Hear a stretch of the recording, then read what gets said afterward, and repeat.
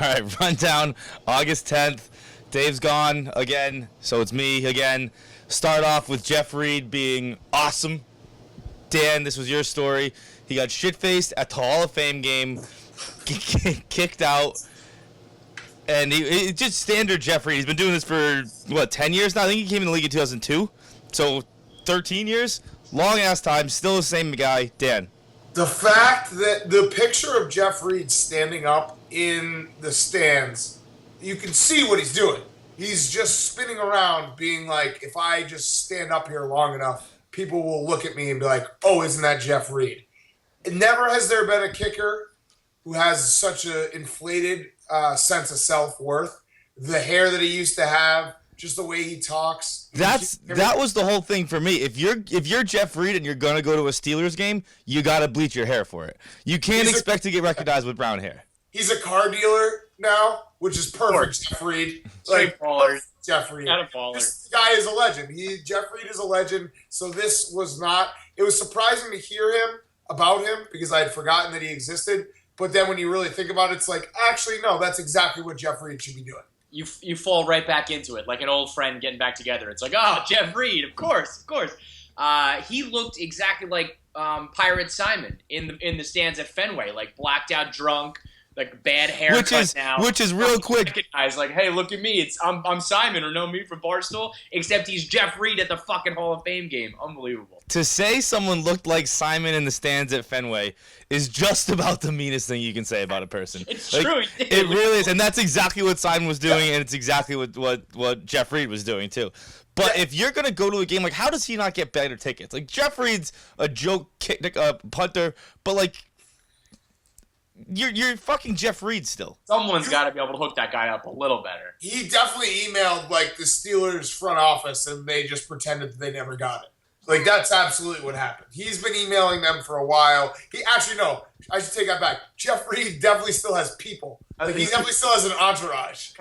Dude, no fucking way. No way does Jeff Reed still have people. I bet you he has an entourage. If Jeff Reed has like a Hank, if Jeff Reed has like an assistant guy, I'm going to blow my brains out. Because if that guy has more people, more of an entourage, more status than me, that's a bad look. How much money could Jeff Reed possibly still have? You have to have money to have an entourage. Not much at all. No, because he's like, Jeff Reed is like the scummy, like Midwestern crappy version of entourage. Like, he's not really famous. He wasn't really like that accomplished of a pro athlete.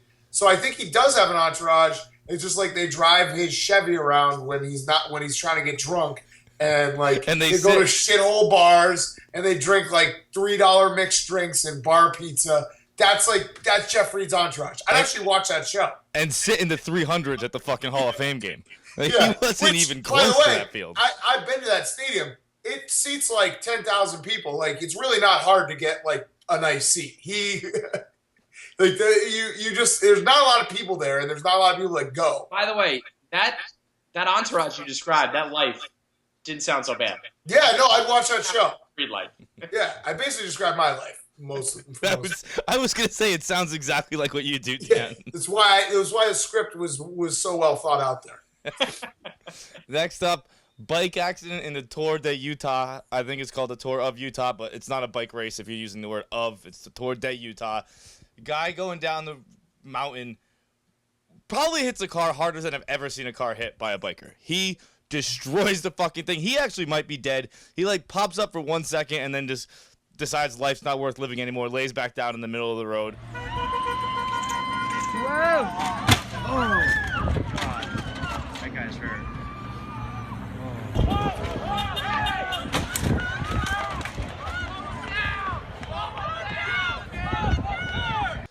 Kevin, what do you got? The first YouTube that was posted with the incredible commentary from the guy filming. Oh, that guy's injured. Oh, that guy's hurt. Yeah, you fucking think, man? That was the worst fucking crash I've ever seen in my life. Second of all, that car, I think, saved that dude's life. Because he's going right off the fucking mountain without that. So, as bad as the injuries may have been, even if he died from the car crash, he was definitely going to die.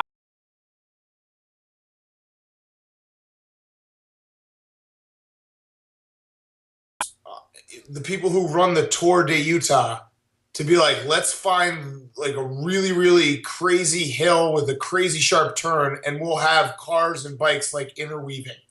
Like that wasn't He was just trying to win.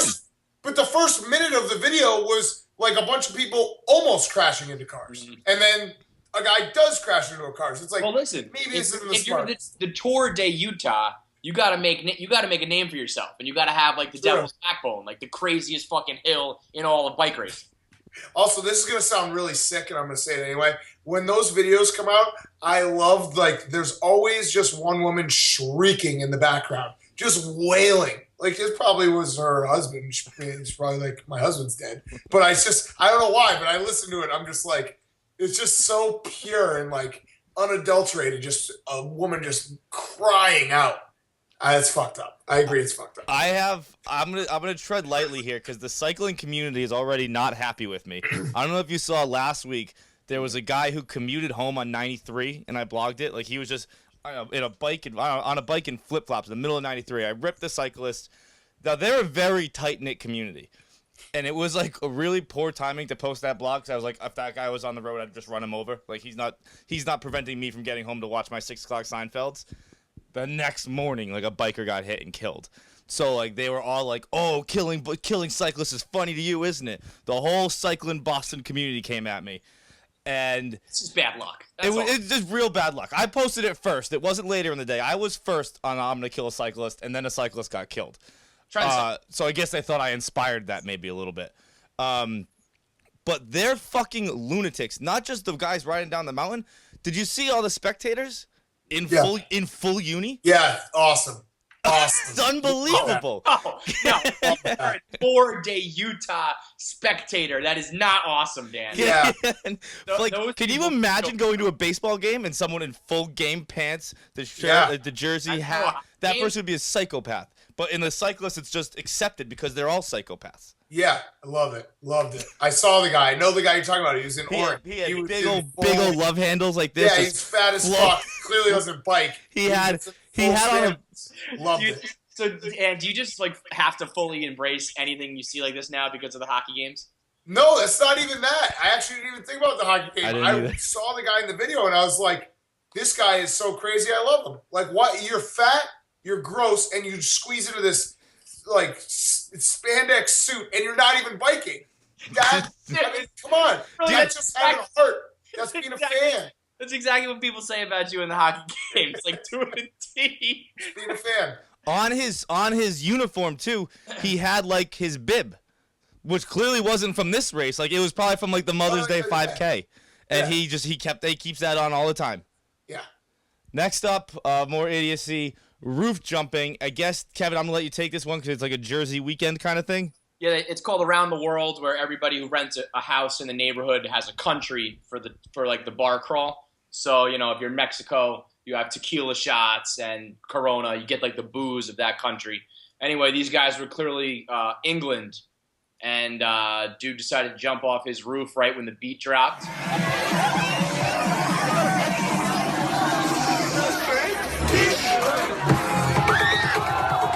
Absolutely nobody caught him. One guy thought about it, kind of put his hands out there. Everybody failed the trust fall. It was very reminiscent of Feidelberg's career as a mascot on the Blackout Tour. I don't think he ever successfully stage dived one time. I have a lot of experience in this, and I don't understand why anyone would ever want to stage dive. Like, it's not fun. It's not exhilarating. You're rarely caught. Rarely caught. Dan, were you caught when you did it? No, I had to stop because I feel like I broke someone's neck when I jumped off that stage when I went to the one in New York. Like I remember jumping and being like, oh, someone got hurt. Usually it's guys not of your size diving. Yes, yeah, that's why I stopped. I was like, this is not gonna work. Dude, we're probably being nice. We're in the 220 range. And jumping off cliffs onto fucking people where there are a lot of small girls on Molly and shit-faced, they don't catch you. I don't understand why people like stage diving. There's nothing appealing about it. Best case scenario, you get either your dick grabbed or a finger up your ass. Well, that's best case scenario. Yeah, I was gonna say this video. Like, what happens if you actually successfully do this? You just have a video that you like play a couple times over and over? I don't. Maybe that's just the old guy in me talking, but there's no the cons are you can be paralyzed or die, and the pros are nothing. He said he was like, I'm good, I'm fine, no big deal. And then I got a tweet that was like, day 2 update. It hurts to walk, it hurts to poop, it hurts to turn my head in either direction, it hurts to cough and sneeze, and I might have a concussion. So, dude, I don't think you're okay. It sounds like you're completely fucking broken, actually. And if I may say, he was a terrible diver. Like, when we dove, at least Dan and I, we gave them a lot of landscape to catch. We'd be like a flying squirrel, like where we'd spread open and be like, all right, here's stuff to grab onto. He just did like a pencil dive. And, I mean, he didn't even look back. He just fucking went. He just dove. I mean, you got to be fucked up to not even think about falling off a roof like that. Real fucked up. He had a helmet on at least, right? I think it was like a fucking toy. A plastic Knights helmet, a helmet no less. Yeah. It's more than they wore in like the football in the old days. True. All right, commercial break, maybe. We're back. Dan, this is one that you and I are going to wildly disagree on. The Vegas Humper. Dan thought it was one of the greatest things ever. He thought it was a master at work, the lord of humping.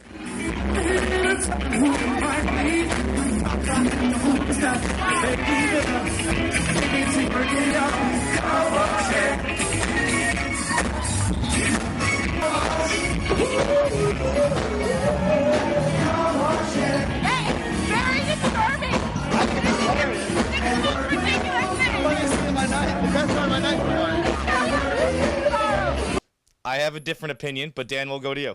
No, tell me you start then, because he was passionate. I'll give him that.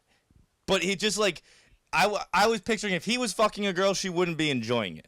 Well, that's obvious for other reasons. Well, because of the Asian thing. That's why he was doing all. I didn't say that. He had little humps because he was used to that. Like you know how like when you're hump dancing, you kind of like you throw a little extra on it and you like do like the big deep lunges. He got into it. He got his leg up too. Yeah, but it was just all these little spurts. It was just like little quick little things like a fucking 12-year-old would hump. It wasn't world. That's probably gets the job done. Well, it's what he's used to apparently. I'm sure. Yeah, but it'd be weird if he was like laid the chair out and just started like going to town like he was like some black guy with a huge dick. Like he was doing exactly what he should have done. But I don't have a huge dick, but I still put some stank on it when I do the hump on the floor. You wouldn't be able to do that, but it's also, John, that was like a 3-minute video.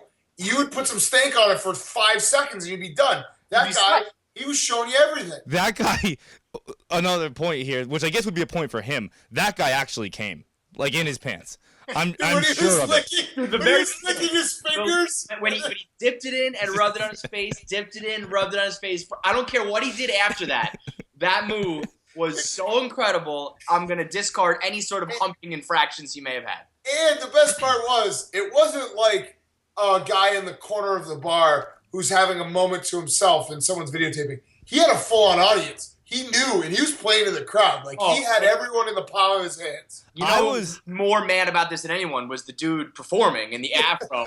Nobody was looking at that guy. That guy was like, God damn it, you Asian humper, you're stealing my spotlight. I was disappointed that it didn't culminate in a cum shot. Like, if you're humping, like, one of those things, you gotta, like, spurt out some juice. Maybe get one of the girls who were dancing behind him, like, get her on her knees and pour it into her mouth. That's what a real showman would do. He wouldn't do little humps, little fucking gay little humps, and then just wipe cum on his face. You have that's what he did when you think about it. He took cum out of his own dick and then wiped it on his face. That's what that first move was. You have given this. You gotta get the juices everywhere. Lube everything up. All right. Lastly, the big story of the night. True Detective 2. I mean, are we even going to call it the big story? Yeah. God. I think it was the big story of the night, how much it stunk. Right. I mean, I'm not going to go into the whole show because I've done that over and over and over again. I will say this, though. This latest trend now of people being like, I'm smart, you're dumb, you didn't understand the show, it was easy to get, you're an idiot, this is just over your head. No. There are plenty of very intelligent people. There are TV critics. There are people who watch a lot of television who don't know what the fuck was going on in that show. Not because it was so hard to understand, because it was just poorly done, poorly written, poorly arranged, scattered, long, drawn out, convoluted, and not interesting. The killer was like some random kid who you saw for like 4 seconds, and they're like, "Oh, he's the killer." I will say that season 1 did kind of do that, where the killer was just the guy they talked to on the lawnmower really quickly. But season 1 was done so much better that was able to just, you were able to kind of deal with that. Plus, there was much more internet discussion. But the killer didn't even matter in this. That was the thing that sucked. When you break it down, the whole mystery really was like an episode of Law and Order. It was like there was a couple kids who were orphaned because their parents were killed during a robbery and they wanted revenge. I mean, that was it. Not to mention, that's genius and brilliant and shit. I don't know, man. Not to mention, throw out understanding it, throw out all that. Like, I actually, I read one of those articles with like pictures being like, "This is that guy's name" before I watched it to try to understand. So I kind of understood what was going on. The scene with Vince Vaughn and his wife throwing their wedding rings and stuff was maybe the worst possible acting I've ever seen in my life. I was laughing out loud. Those two scenes, the two scenes that the show opened up with Colin Farrell and Rachel McAdams in bed, and then went right to that scene, I almost turned it off. I was like, I usually at the start of an episode or all True Detective episodes up until this point, I try to put my laptop away, put my phone away, because it's hard to fucking not play with that shit. 5 minutes into the episode, I had my laptop out. I was like, "Fuck it, this is a disaster." And making that shit 90 minutes. When I saw I was coming up on an hour, and I was like, "Oh my god, I have 30 more minutes to go." I wanted to.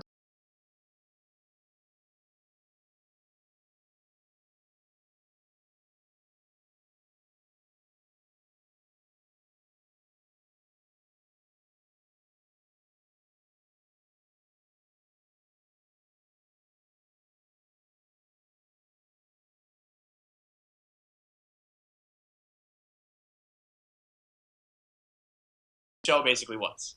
I didn't even remember who the Mexican guys were until this morning, which I guess is a testament to myself, like a little bit of my racism, because I need to recognize that twosome. I need to see more of the guy in the cowboy hat. I didn't see enough of him. Same. The other guy was just like a regular Mexican guy. I'm like, who the hell is that? There's nothing descriptive about him. Totally. I need cowboy hat. Yep, and then the scene in the desert where the black guys are making fun of him. That was that. What are you doing, Larry Bird? So bad. I mean, listen. There's just no defending it. If you're somebody told me hating on this season of True Detective is so hipster of me, and it's the total fucking opposite. I love True Detective season 1. Well, even I had problems with season 1. It was a bad season. It's okay to say that. If you like a TV show and it had a bad season, you can say the season was bad. Defending it is what the hipster move is, because everybody basically agrees it stunk. The Colin Farrell thing was the most ridiculous thing, where like he like just wanted to be a martyr. Like he just wanted to die. You could have gotten away from that and just not died. You could have not gotten in that car. You could have taken it. First of all, the fact that there was a puddle under just his car, a full car length, perfectly reflective pond puddle, then not another drop of water on the whole fucking street was ridiculous. But nonetheless, he's like, there are a million other options than just like turn around and decide to open fire on 5 guys with AK-47s or whatever the fuck kind of guns they had. And last thing, that fat fucking redhead actually being his son was... Oh, that was the stuff I totally forgot about. Fat fucking ginger and yeah. Oh, the salute. The salute was so bad. This show sucked so much. I can't believe anybody liked it. It was so fucking bad. It's unbelievable. Dude, I blocked out the kid was actually his. That's the dumbest part of the whole fucking show. And then the baby down in Venezuela. He's got a new kid. Yeah, he's got 2 kids now. It's like I don't care about anybody's fucking kids. I don't care about Vince Vaughn adopting. I don't care about the fat ginger. I don't care about the new baby. I don't care about Stan and his kid. This show sucked. God. I had like Kevin. I kind of been fighting with you every Monday about like, oh no, this was good because of this. They were like, I liked the first 2 episodes, I think, and then there was a lull, and then I really liked last week's. I've gone back and forth on a lot of them, but this was just a piece of dog shit. Yeah, when Feidelberg is saying it's bad and not giving it a shot, you know it's garbage. I said last week, I thought last week was one of my favorite episodes of True Detective season 1 or 2. Yeah, And then this is just probably my least favorite ever. terrible. Thank God it's over. That's Dan, how was your night last night? Little karaoke. My voice is shot. Yeah, your voice was shot, and that when you started going on about that woman screaming about her bicycle husband dying.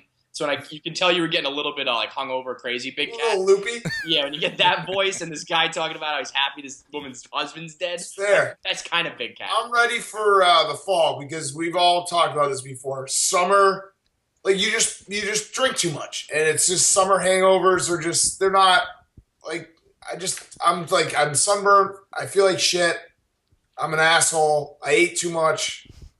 I sang karaoke. I'm so ready for fall. Make it all better, man. Once August comes around, I'm like, get me to fucking fall. Not drinking anymore. It's like when I go to New York and the bar is open till 4 a.m. and at like 2:30, 3 a.m. I'm like, kick me the fuck out of here. Like, I don't deserve to be here anymore. I should be home. That's what August is for me. August is like, it's 3 a.m. Like, you should be out of here, bro. But we still have another hour left. I know what you mean. Like I was reading this baby book and drinking some wine the other night, and it was like, God, I'm just too turned up. I need to calm my life down right now. This is crazy. Dan, how did this karaoke come about? It was Rizzo's birthday, so it was his birthday yesterday, and the bar is not too far from where I live, so I went down there, and Dante pushed us to do it. I wanted to do Fleetwood Mac. And Rizzo and Theo were like, they looked at me like I had like 17 heads. I was like, you guys don't want to do Fleetwood Mac? That is kind of a weird choice. It's a little bizarre. Yeah, I guess in retrospect that was a little weird of me. So yeah. Yo, you might have got kicked out of the inner circle of trust right then and there. That was a good choice. It was good. It was a Sunday night. I was feeling it. It was like midnight on a Sunday. I was like, let's do some Fleetwood Mac and call it a night. I have no problem with that whatsoever. You got to bring it down, everyone. If everything's always going up, it gets a little much. You got to bring it down, keep the party balanced. Right. Exactly. So, hey, did you guys see this? This is so Dave. He retweeted a interview they did for like a horse racing magazine. No, I don't know if you saw the interview. It's pretty good. Just talking about horse racing. The person interviewing him though asked for his favorite quote or motto, and Dave replied with one of his own quotes. Oh my God, that doesn't surprise me at all. Dude, you're supposed to say a quote that like inspired. First of all, that's a bullshit, shitty question. Like what's a quote that inspired? I couldn't come up with one. But Dave doesn't get it. Like he's so wrapped up in his own brain that he doesn't realize like you're supposed to say like some inspirational quote that someone else says. If that question was asked, I didn't. I delivered too many papers to not own horses or something. If that question was asked to me, I'd say it sucks. Your own quote about being like rich and owning shit. So perfect. That's incredible. It's so perfect, and he's still like, I wish he was on the rundown because he'd be like, "What do you mean? I don't get it." Like that's my favorite quote. All right. Catch you next time.